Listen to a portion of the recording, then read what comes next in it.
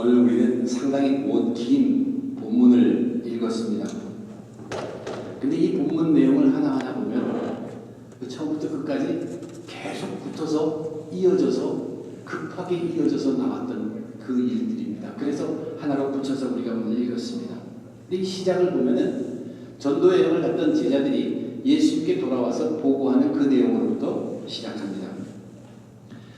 제자들이 예수님께 돌아와서 보고할 때 제자들과 예수님만이 있는 자리에서 보고한 것 같지 않습니다. 거기 많은 사람들이 있었습니다. 그 많은 사람들 중에는 아마도 이 제자들이 전도여행을 하면서 거기에서 영향을 끼친 그런 사람들과 함께 오지 않았나 그렇게 생각도 됩니다. 아무튼 그 자리는 굉장히 흥분된 자리였습니다. 거기에 물론 많은 사람들이 예수님도 알아보았겠지만 이제 제자들이 그 전도여행을 다니고 온 후라 많은 사람들이 제자들도 이제 알아보았다고 마가가 기록합니다. 그래서 그들은 식사를 할 겨를도 없이 바빴습니다. 예수님이 그래서 그 전도여행을 다녀온 제자들을 쉬게 하려고 이제 한적한 곳으로 가자 하면서 배를 타고 해안 쪽을 쭉 건너서 마을에서부터 먼 광야가 있는 그런 해안에 있는 어떤 그런 곳에 다다른 것입니다. 근데 사람들은 이제 예수님만 보는 것이 아니라 그 배에 제자들도 있는 것을 봅니다. 그러면서 그것을 알고서 쭉 따라왔어요. 그리고 예수님과 제자들이 도착할 만한 곳에 미리 와서 그렇게 함께 모여 있는 모습을 주님께서 보셨습니다. 그리고 주님이 보시면서 그들을 불쌍히 여겼어요. 마치 그들이 목자가 없는 양같이 예수님을 느끼셨다고 기록합니다. 너무나 불쌍했어요. 그래서 거기서 주님께서는 그들에게 여러 가지 말씀으로 가르치게 되었습니다. 아마 여러 가지 말씀을 가르쳤다는 말은 시간도 꽤 오래되었다는 얘기죠. 날이 저물어 가니까 제자들이 걱정이 되었습니다. 그 제자들의 걱정은 저 사람들의 먹는 것이었습니다. 그때 예수님께서 놀라운 기적을 행하십니다. 저와 여러분이 잘 알고 있는 오병이어의 기적이죠. 오병이라는 병은 떡을 말하는 한자어이죠. 그래서 떡덩어리 5개와 이어 2마리 생선 가지고 남자만 5,000명, 그러니까 어린아이들과 여자까지 포함하면 능히 15,000, 2만 명이 될 수 있는 그런 사람들을 능히 다 먹이고도 12광주리를, 그 광주리 크기가 얼마나 큰지 모르지만 다 가득 채울 만큼 거두어 드렸다는 얘기입니다. 이것은 어느 사람도 흉내낼 수 없는 엄청난 기적을 말합니다. 그 일을 이루시고 예수님께서는 제자들을 재촉해서 바로 바다 건너, 갈릴리 바다 건너가라고 배를 타고 가라고 보내십니다. 그리고 남은 무리들을 예수님께서 정리하신 후에 예수님께서 홀로 산으로 기도하러 가셨습니다. 주님이 산에 가서 기도하는 동안 이 제자들은 예수님의 말씀대로 바다를 건너가는데 바람이 거꾸로 불어서 그 항해하는데 무척 힘을 들여서 고생하고 있었습니다. 그때 주님은 땅에서 그 광경을 다 보시고 계시다가 그 힘들어하는 제자들에게 물 위를 걸어서 나타나셨습니다. 그때 물 위를 걸어서 나타나신 주님이 그 제자들 마치 지나가려 하는 듯 하다가 그들이 그 나타나신 예수님을 유령으로 알고 깜짝 놀랄 때 주님께서 안심하라, 나다, 두려워하지 말라 하면서 자신을 밝혀 보여주셨습니다. 그리고 배에 예수님께서 오르니까 바람이 잔잔해졌다고 기록합니다. 제자들은 깜짝 놀랐습니다. 다시 한번 놀랐습니다. 제자들은 크게 놀라게 되었습니다. 그 놀란 이유를 이 마가가 52절에서 기록하고 있습니다. 제자들이 깜짝 놀란 이유에 대해서 52절에 말하기를 이렇게 기록합니다. 이는 그들이 그 떡 떼시던 일을 깨닫지 못하고 도리어 그 마음이 둔하여 졌습니다. 이 말을 잘 생각해 보면 제자들이 그 오병이어의 기적을 바르게 깨달았다면 이렇게 되지는 않았을 것이라는 말입니다. 그러면 그 오병이어의 기적이 그들의 마음을 둔하게 만들었을까? 그렇게 생각해 보기도 힘듭니다. 이것을 자꾸 묵상하고 보면 무엇을 느끼게 되냐면 예수님이 오병이어의 기적을 베푸시기 전에 이미 그들의 마음은 둔하여질 요소들이 가득 있었다는 얘기입니다. 마음이 둔하여졌다, 마음이 무뎌졌다는 표현인데 이 표현이 여기에 처음 기록된 것이 아닙니다. 마가가 기록한 예수님의 생각을 마가복음 3장에서 볼 때 바리새인들이 바로 이러한 마음을 갖고 있었다고 기록하고 있습니다. 바리새인들이 회당 안식일 날에 회당에 손 마른 사람을 하나 앉혀놓고 예수님을 시험에 들게 만들어 있습니다. 근데 예수님께서 그 바리새인들의 마음에 완악함을 아시고 그 표현이 바로 여기에 제자들이 마음이 둔하여졌다는 것. Their heart was hardened. 마음이 딱딱해졌다는 얘기입니다. 무뎌졌다는 얘기입니다. 그 표현을 쓰고 있어요. 이 제자들이 어떤 제자들입니까? 예수님께서 그들을 충만하다고 해서 모든 걸 갖춰주시고 전도여행을 갔다 온 사람들입니다. 그러나 마가가 기록하기는 그들이 전도여행을 다녀온 후에 그들의 마음속에는 이제 이렇게 마음이 둔하여진 딱딱해질 요소가 많이 있었다는 것입니다. 거기에 대한 증거가 없지는 않습니다. 요한복음 6장을 보면 아주 신비하게 예수님께서 이 제자들을 이끄시는 모습이 가득 들어있습니다. 처음 시작이 어땠습니까? 예수님께서 제자들을 고향으로 데리고 가죠. 고향에 데려가서 거기서 무엇을 보여줍니까? 예수님이 철저하게 배척당하시는 모습을 보여줍니다. 이것은 주님의 의도가 있었습니다. 제자들로 하여금 그들을 이제 전도여행을 보내다 보면 그들도 분명히 예수님이 받으신 배척과 같은 것을 당할 것이기 때문입니다. 미리 보여주셨습니다. 그러면서 무장을 시킵니다. 사탄이 공격할 것을 미리 방지하기 위해서 귀신을 쫓는 권세를 처음에 주시죠. 그리고 다른 어떤 것보다도 복음 사역에만 집중하라고 우선순위를 명확하게 해주십니다. 그리고 결과는 하나님께 맡기라고. 그래서 제자들이 담대하게 그 사역을 다 감당할 수 있었어요. 그리고 돌아온 것입니다. 그래 돌아온 그 제자들의 마음 상태는 물론 흥분되고 기쁨도 넘쳐 있었지만 그들의 마음속에는 이제 마음이 둔하여진 요소들이 가득했다는 얘기입니다. 그 마음이 둔하여진 요소들을 마가는 아주 섬세한 기록을 통해서 오늘 본문으로 표현하고 있습니다. 오늘 본문 33절에 보면 그들이 가는 것을 보고 많은 사람들이 그들인 줄 안지라. 예수님과 제자들이 배를 타고 움직이는 것을 사람들이 다 보고 이제 예수님뿐만 아니라 거기 함께 계신 제자들도 다 알아봤다는 얘기입니다. 그래서 그들을 알아보고 따라갔다는 얘기예요. 그런데 오늘 이제 이 일련의 모든 과정을 거치고 그들이 바다 건너가서 게네사렛 땅에 도착했을 때 그때의 모습을 마가는 또 한 번 기록하는데 그때는 이렇게 기록하고 있습니다. 건너가 게네사렛 땅에 이르러 대고 배를 댄다는 얘기죠. 배에서 내리니 사람들이 곧 예수신 줄을 알고 제자들의 모습을 기록했습니다. 다시 그전처럼 오직 예수만이 드러나는 모습으로 기록하고 있는 것은 마가가 섬세하게 이 글들을 표현을 통해서 이 제자들의 완악한 마음, 무뎌진 마음, 둔해진 그 마음을 그 요소를 표현하고 있는 것입니다. 여러분, 우리 믿음은 항상 새롭게 시작해야 합니다. 오늘 이 순간이 우리들에게는 시작할 시간입니다.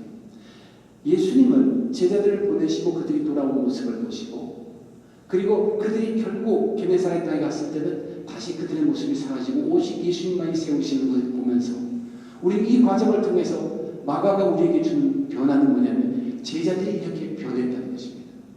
제자들이 이렇게 변하는 과정에 주님께서 제자들과 함께 겪어가면서 보여주신 것이 있습니다.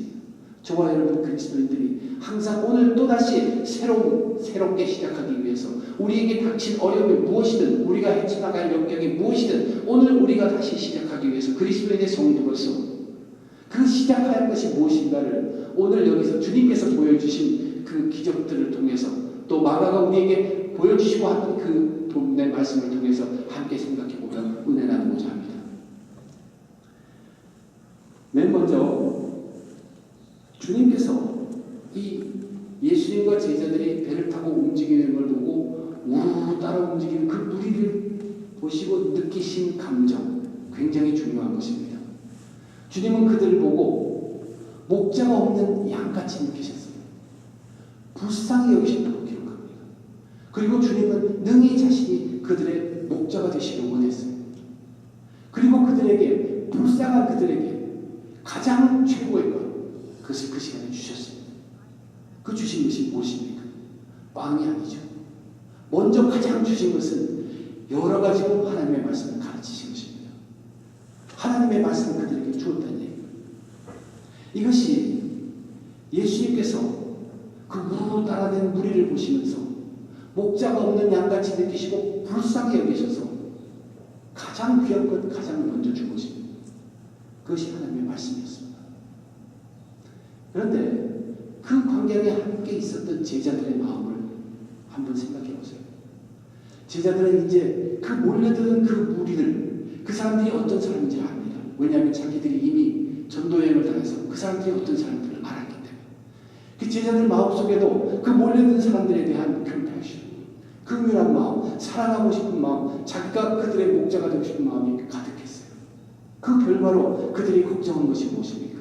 하늘의 말씀, 신령한 양식이 떨어지는 그 가운데 그 말씀에 집중하지 못하고 저 사람들이 계속 있으면 굶을 텐데 바울은 어떻게 그 생각을 하게 되었다는 얘기입니다.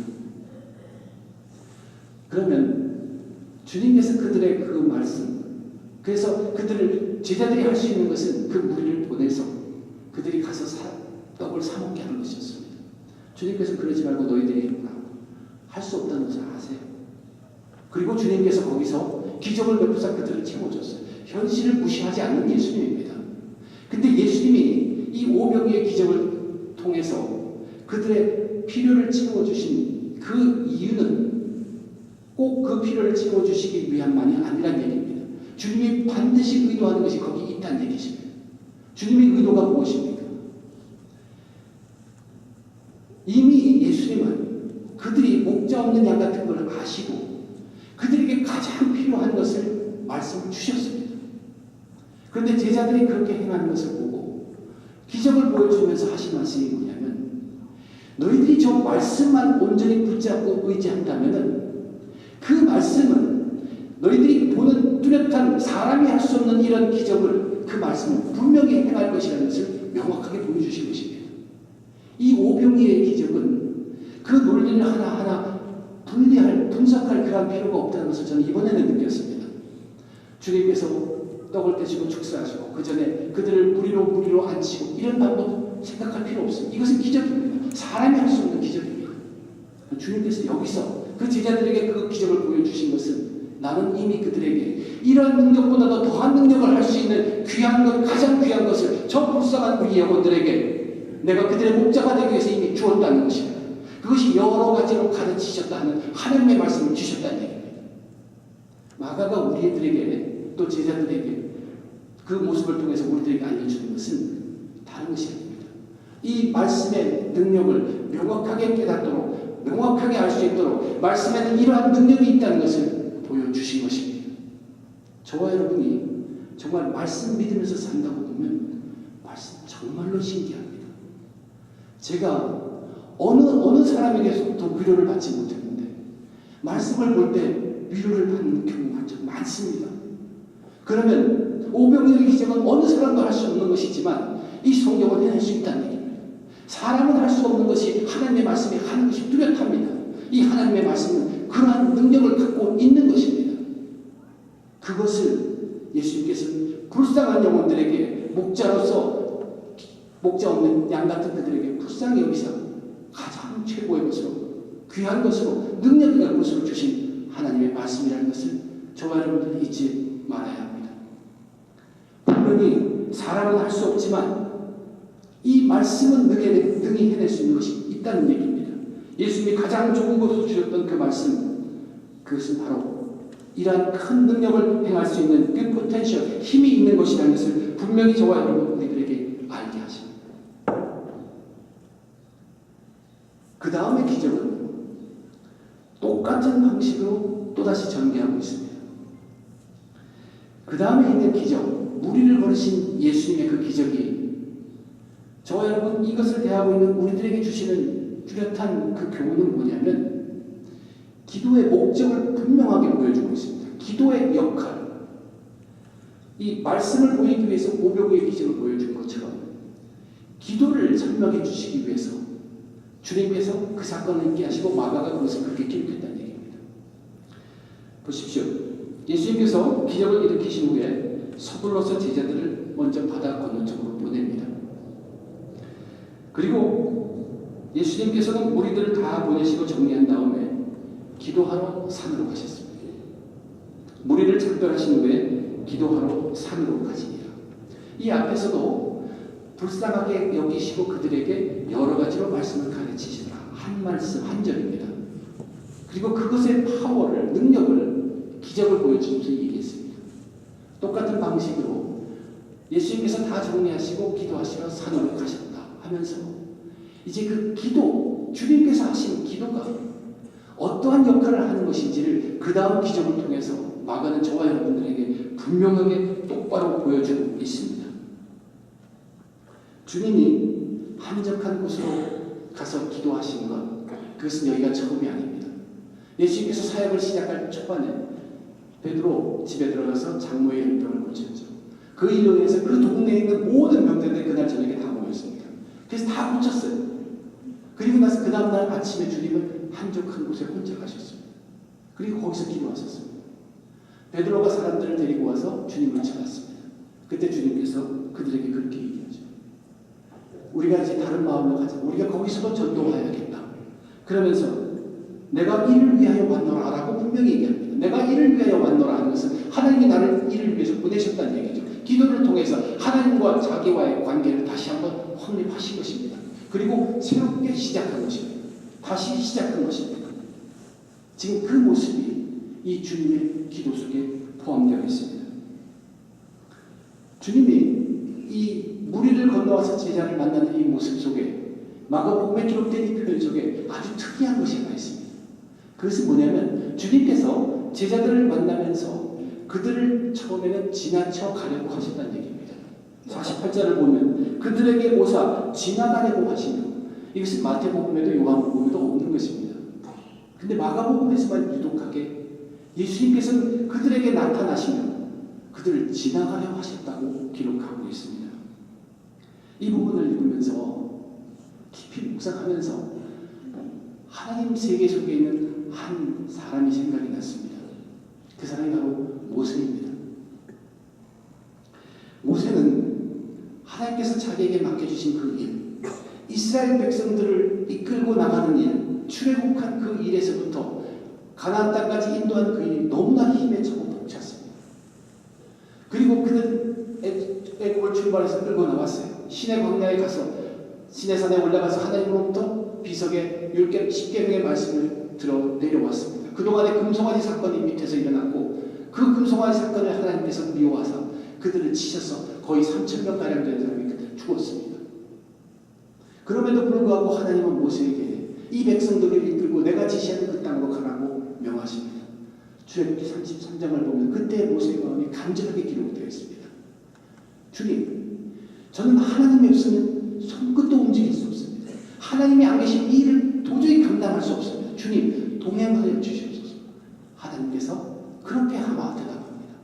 그래도 주님은, 이 모세는 하나님께 또 배달합니다. 주님이 같이 하심을 나타내 주시옵소서. 같이 하지 않으면 저는 이 일을 맡은 일 감당할 수 없습니다. 결국 주님, 모세가 어디까지 갔냐면 하나님의 영광을 보여주시옵소서. 주님의 영광, 하나님의 영광을 보면 이제 그분이 내게 맡겨주신 그 일을 내가 감당하는데 할 수 있겠다. 그 확신 들겠다는 얘기입니다. 그때 하나님이 그에게 나타나서 어느 누구든지 내 얼굴을 보며 살아남지 못하기 때문에 그러나 나는 너에게 내 영광을 약속대로 보여주겠다 하면서 거기에 있는 암석 큰 바위 위에 서라고 합니다. 그렇게 서 있는 모세 위에 손을 얹으사 그리고 얹으시고 그 앞을 지나가십니다. passing by. 그리고 지나가신 후에 손을 거두시고 그의 등을 보게 하십니다. 모세는 하나님의 등을 보았습니다. 그리고 그 속에 거기에 가득한 하나님의 영광을 보았다는 얘기입니다. 이 하나님의 영광을 본 모세는 이제 이 일을 감당할 힘이 생긴 것입니다. 오늘 마가가 기록하고 있는 예수님의 나타나심, 바로 나타나지 아니고 지나쳐 가시는 그 모습, 정면을 보이시는 것이 아니라 옆면을 보이시는 예수님의 그 모습, 제자들이 본 것은 하나님의 영광이었습니다. 제자들은 그것을 유령이라고 오해할 따름이었지. 제자들이 간절히 필요한 것은 바로 하나님 도와주시옵소서. 예수님 함께하여 주시옵소서. 이 험한 바다 건너가는데 주님이 주신 사명 감당하는데 너무 힘듭니다. 주님의 도우심 함께 하심에 필요한 그것을 외쳐야 할 그들임에 주님은 아시고 그것을 이미 들으신 것으로 간주하시고 영광을 보여 나타내 주신 것입니다. 그들이 놀랄 때 주님께서 안심하라 내니 나다. 그것이 하나님께서 모세에게 나타나셔서 스스로 있는 자라고 자기를 밝히신 그것을 다시 한번 기억하게 합니다. 이미 예수님은 그들이 알고 있는 제자들이 알고 있는 그 하나님의 아들 예수님을 다시 한번 거기서 확인시켜 주십니다. 내가 너희들을 바라 걷느라고 지명하지 않았느냐? 그렇게 명령하지 않느냐? 내가 너희들을 택하지 않느냐? 내가 너희들을 사랑하지 않느냐? 그 모든 관계를 다시 확립시켜 주시는 그 순간이었습니다. 그것이 뭐냐면 그것이 주님께서 오늘 보이신 기도였습니다. 제자들은 기도를 했어야 합니다. 제자들은 그 어려움 속에서 다시 한번 기도하며 그 사명을 맡기신 예수님과의 관계를 확실하게 세웠어야 합니다. 이것이 바로 마가가 저와 여러분 우리들에게 그리스도인으로서 새롭게 시작할 때 필요한 기도의 목적입니다. 저와 여러분 기도하는 것이요. 내 삶의 어려움과 내 삶의 간구 요청 많지만 그 모든 어려움 속 다 뒤로 하고 우리가 먼저 다시 시작하려면 우리는 이 기도를 하나님께 드려야 합니다. 기도를 통해서 하나님이 나의 어떤 하나님이시고 나는 하나님께 어떤 나라는가, 예수님은 나의 어떠한 예수님이고 나는 그 예수님에게 어떠한 존재라는 것을 분명하게 먼저 세워야 합니다. 하나님 없이는 이 일을 할 수 없습니다. 하나님 없이는 나의 존재도 무가치 않는 고백할 수 있는 것이 바로 기도라는 것입니다. 그 기도로 시작하라는 것입니다. 정말로 제자들은 하나님 예수님이 지켜서 그거를 가지만 다시 한번 예수님과 자기들의 관계를 온전히 잊어버렸습니다. 예수님께서 그들에게 자신의 영광도 보여주시며 자기를 다시 한번 보여주시며 내 택하신 제자들아 나는 너희를 버리지 않는다. 너와 늘 함께한다를 다시 한번 확인시켜 주시고 그들의 배에 올라타서 바람을 잠잠케 하신 예수님이 되셨습니다. 제자들은 다시 시작해야 했습니다. 기도의 역할. 우리는 내 좋으신 하나님이라는 것을 잊지 말아야 합니다. 그리고 우리는 하나님의 사랑하신 아들, 딸이라는 것을 잊지 말아야 합니다. 우리를 구원하시기 위해서 십자가에 흘리신 예수님이라는 걸 잊지 마셔야 하고 주님은 우리를 기르시는 양이라는 것, 내가 그 주님의 기르시는 양이 된다는 것을 결코 잊지 말아야 한다는 것입니다. 우리는 다시 시작할 때 가장 먼저 필요한 것이 하나님과의 관계를 바로 세우는 것입니다. 오늘 본문을 쭉 읽어보면 이렇게 두 가지 기적을 얘기한 뒤에 마무리 부분에 보면 53절과 53절에서부터 56절까지의 그 내용을 보면 대강 얘기하면 이렇습니다. 그 53절에서 56절 사이에는 이제 이러한 여정을 거친 후에 그 배가 게네사렛이라는 땅에 도착했습니다. 도착한 후에 땅에 되니 그 다음부터 거기서는 오직 예수님만이 드러납니다. 이제 제자들의 모습은 뒤로 갑니다. 근데 예수님이 그 동네 어디를 가든 어느 곳에 가든 어떤 모양을 가든 어떤 사람이든 어느 곳에 있든지 다 예수님 앞에 나오고 그들이 다 병자들을 데리고 나옵니다. 그리고 병자들은 그 마음속에 저분의 옷에 손만 대어도 낫겠다는 믿음을 가지고 나오고 그들이 그 믿음 가지고 손을 대었더니 다 낫게 되었다는 것이 기록이 53절에서 56절까지 기록입니다. 이것이 뭡니까? 이것은 천국입니다. 이 땅에서 천국이 거기에 이루어진 모습을 마가는 우리들에게 기록하고 있어요. 놀랍지 않습니까? 이 일이 진짜 이루어지기 위해서 그 속에 얼마나 열심히 뛰었을 제자들입니까? 제자들의 모습은 간 곳 없습니다. 오직 예수만이 드러나 있고 아름다운 천국의 모습, 천국의 결과라 그 축복으로 내어진 것이 가득하다는 얘기입니다. 여기서 저와 여러분이 하나 생각해야 될 것이 있습니다.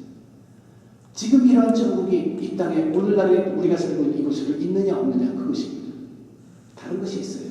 육신의 모습으로 예수님이 여기에 말씀처럼 존재하지는 않으시죠. 그러나 예수님께서는 우리에게 약속하셨습니다. 보혜사 성령님을 우리에게 보내주셨습니다. 오늘이 우리 성령 강림 주일로 경배하는 날입니다. 성령 강림 주일이란 예수님께서 죽으시고 부활하시고 승천하신 후에 약속하신 그날에 성령을 가득히 부어주신 그날을 기념하는 날입니다. 저와 여러분, 예수 믿고 구원받은 자 속에는 이미 성령이 있습니다. 이 성령이 제가 누차 설교 때마다 여러분들에게 말씀드린 것이 있죠. 하나님의 말씀이 성령과 함께 합치게 되면 엄청난 능력을 발휘하게 되고 폭발하게 되고 그것을 기적을 이루게 된다는 것입니다. 그냥 하나님의 말씀을 눈으로 읽고 귀로 듣는 것이 그치는 것이 아니라 성령이 주장하셔서 함께 읽고 함께 깨닫고 함께 고백하게 될 때 그 속에 엄청난 능력이 세상에 어떤 사람들도 흉내낼 수 없는 그 능력을 하나님의 말씀이 한다는 것이 체험되어도 이루어진다는 얘기입니다. 그 일이 이 땅의 천국 그 53장 56절 속에 잘 표현되어 있습니다. 또한 이 우리 속에 구원받았을 때 우리에게 임한 그 성령이 우리가 기도할 때 함께하면 우리는 다시 한번 내가 누구고 나의 하나님이 누구시고 그 예수님이 누구시고 예수님 안에 나는 누구를 분명하게 확신하게 되면서 약속을 붙들게 됩니다. 성령이 우리가 기도 충만할 때 성령의 충만하심으로 우리는 약속을 붙들고 견딜 수 있게도 하고 또 이겨나가고 승리까지 하게 한다는 얘기입니다. 여러분, 오늘의 본문 속을 보면 세 가지를 말씀하고 있어요. 우선 제자들은 다시 시작했음에도 불구하고 했어야 할 그런 상태입니다. 그들에게 예수님께서 가장 먼저 보여주신 것은 우리 다시 시작하자 하면서 가장 먼저 보여주신 것은 가장 좋은 것 가장 능력으로 주신 것은 말씀이었습니다. 명확하게 말씀입니다. 그리고 설명을 붙이기를 그 말씀은 바로 오병이어의 기적과 같은 것이 가능한 말씀이라는 것을 보여주었습니다. 그리고 제자들아 우리 다시 시작하면서 주님께서 먼저 하나님과 기도하시고 그 관계를 확실하게 하시고 제자들 너희에게도 나와의 관계가 확실히 세워져야 한다. 너희들은 이미 기도를 했어야 한다. 그러나 내가 이미 준다. 하나님의 영광을 보여주며 내가 누구라는 것을 다시 한번 밝히 보여주시고 절대자 하나님을 온전히 그들 안에 다시 심어줬다는 얘기입니다. 제자들은 그때 이것이 주님께서 맡겨주신 일이라는 것을 다시 한번 알게 되고 자기들의 모습은 뒤로 가게 되었다는 얘기예요.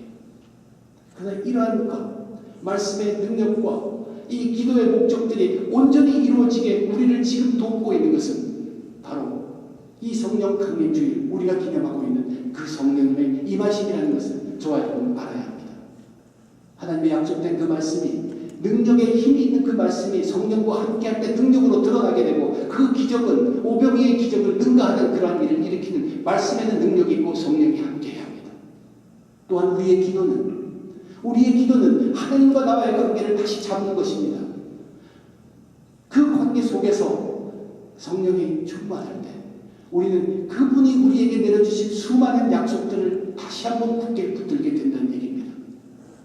여러분, 우리들이 닥치는 많은 어려움들을 생각해 보세요.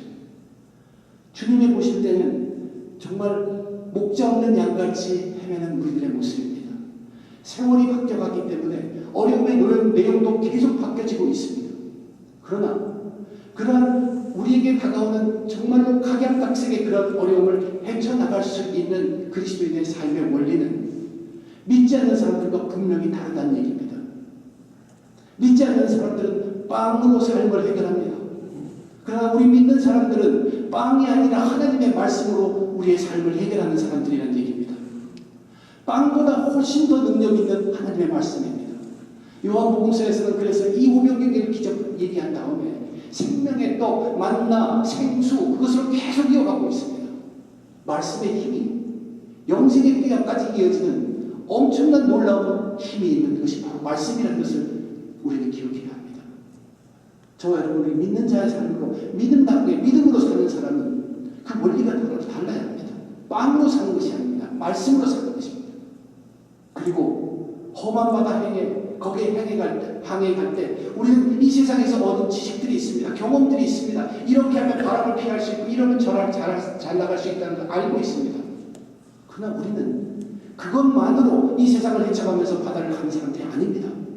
우리는 하나님의 도우심으로 예수님의 도우심으로 그분들의 약속을 믿고 그것으로 해결하면서 가는 사람들이라는 것이 두 번째 기적에서 보여주는 것입니다. 저와 여러분, 우리 믿는 사람들의 삶의 원리는 다릅니다. 빵이 아니고 우리의 지식이나 경험만이 아닙니다. 우리는 하나님의 말씀과 하나님과 예수님과의 우리들의 관계 그것을 세워가면서 그 힘으로 살아가는 것입니다. 이것이 말씀이 능력으로 되게 하고 우리의 기도가 약속을 비추는 힘이 되게 하기 위해서는 성령이 충만해야 합니다. 성령이 충만한다는 것이 무엇이에요? 내 속에 구원받은 자가 이미 받은 그 구원, 그 속에 있는 성령님이 완전히 기쁘게 일하실 수 있도록 다른 것으로 섞지 않아야 합니다. 내 욕심 죽여요. 그러면 기쁘게 일하십니다. 그래서 말씀이 능력이 되게 하시고 우리의 기도가 약속에까지 이어지게 한다는 것입니다. 여러분, 우리 그리스도인들은 항상 새롭게 시작하는 사람들입니다.